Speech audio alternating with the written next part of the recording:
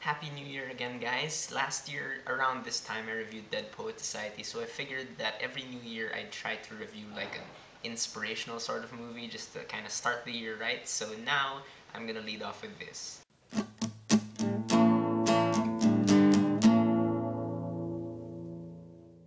That's right, it's The Shawshank Redemption. The Shawshank Redemption is written and directed by Frank Darabont. It's based on this novella called Rita Hayworth and The Shawshank Redemption by Stephen King.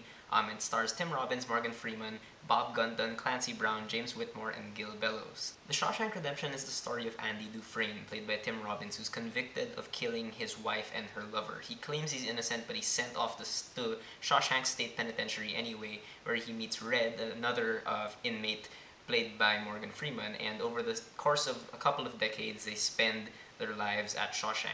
But you've probably heard about this movie before because it's considered one of the greatest movies of all time. Not greatest American movies, not just greatest like dramas, but really just greatest movies, period. And here's where I think my opinion might get a bit unpopular, but I'm not sure. Do I think The Shawshank Redemption is a good movie? Yeah, I think it's an awesome movie. I think it's absolutely excellent. But do I think it's the greatest movie of all time? That's kind of a stretch. But I still absolutely just love this movie to death. I swear. It has absolutely amazing visuals. The screenplay for The Shawshank Redemption, I think, is one of the best screenplays of all time. And the performances from Tim Robbins and Morgan Freeman, I think, are some of the best acting performances of all time. Now, one of the best things about The Shawshank Redemption is how real it feels. Just in the production design, they made Shawshank State Penitentiary feel like a real prison, and the entire 2 hours 20 minutes you're here, it really just begins to feel like a real place, you know. And it's all very kind of drab. It's really filthy. It's very monotone, and it's black and grays and like metal bars. But what they do is that over the course of these decades in this movie, they really just kind of add small details like posters being put up on the walls to really signify like the passing of time. And that's one thing that this movie really does very well, is make the passage of time feel very gradual but at the same time very momentous. The same thing can be said about the makeup as well, because you start out the movie seeing Tim Robbins and Morgan Freeman as relatively like young men, and by the time you get to the end of the movie they look really kind of old and weathered, but you know, while you're watching the movie you barely notice the differences. And all this production design and makeup and costume design is brought out incredibly well by, of course, Roger Deakins, probably the best cinematographer ever. Like he's the closest thing to a superstar when it comes to cinematography, and he does a fantastic job. Really, he manages to bring out beauty in like really muted colors and just like the drabness of the place, and he really conveys a sense of the Shawshank State Penitentiary just kind of swallowing us in, you know. Like he really manages to make the entire prison just feel like this cave of sorts, and just, you know, choking the life out of these characters. And overall the sound is great and very detailed, lots of layers in there.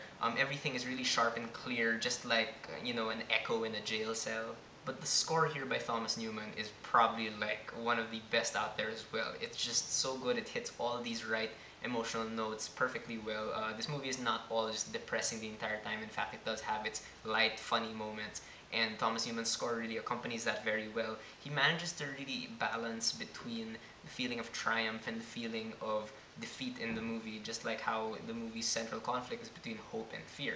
I figured I'd start crediting more film editors in my reviews, so the guy who edited this movie is Richard Francis Bruce, and he deserves a lot of praise for achieving that feeling with the pacing that I mentioned a while ago, with that, you know, it feels like decades have passed like for a long time, but at the same time it feels really gradual.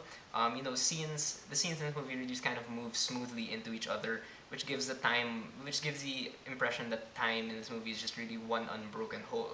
And the great thing about this movie is that it kind of changes the more you watch it, because the first time you watch this movie, you'll notice that the editing really builds up a lot of tension, because you don't really know what's happening, the suspense is there, but once you know like what happens by the ending, the next time you watch it, I think it becomes even better because you realize just how many things are happening at the same time. You know, like you realize that this movie is kind of like The Sixth Sense, where it's telling like two different stories at the same time. You just don't realize it until later on.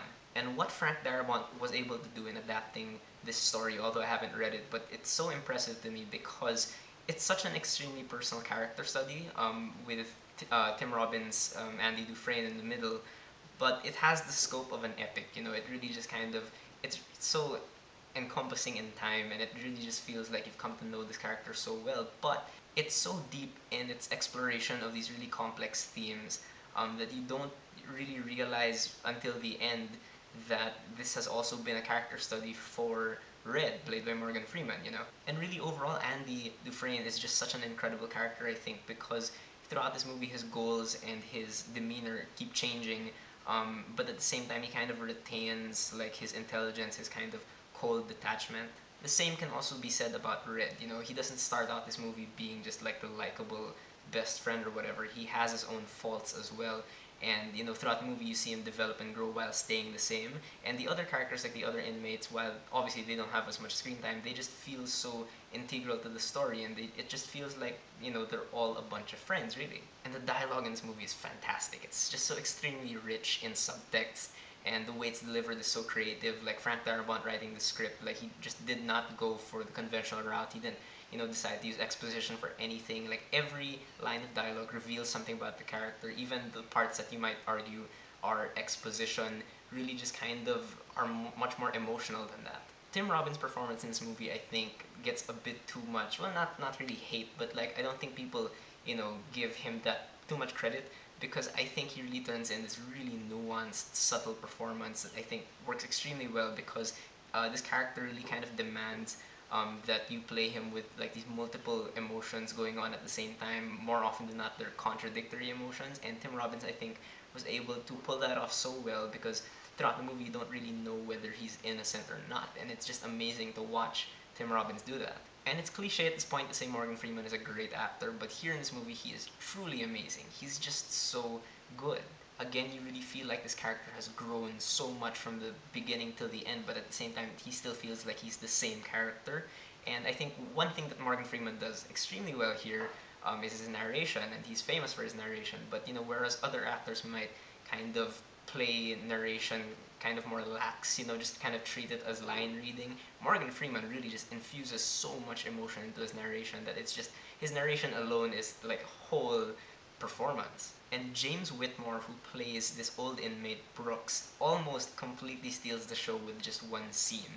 He's an example of an inmate who's become institutionalized. He's the kind of inmate that really kind of grows to depend on the prison, and you know, life outside will be way too hard for him, and he has like one scene, one sequence where he's like the main character, he's narrating it, and he's oh my god, he's just so heartbreaking, and it's incredible to see someone like of his age deliver, you know, a performance with such caliber. Frank Darabont as a director really makes every single scene here feel like it counts. He makes every line of dialogue feel like it matters, like he's adding an extra streak of paint on this, you know, piece of art that is the Shawshank Redemption. And you know, if the role of a director really is to combine elements and to kind of turn it into more than the sum of its parts, he does an incredible job here. Just the way he handles music and cinematography and is able to kind of layer that on top of each other and get these performances out of his actors, it's mind-blowing.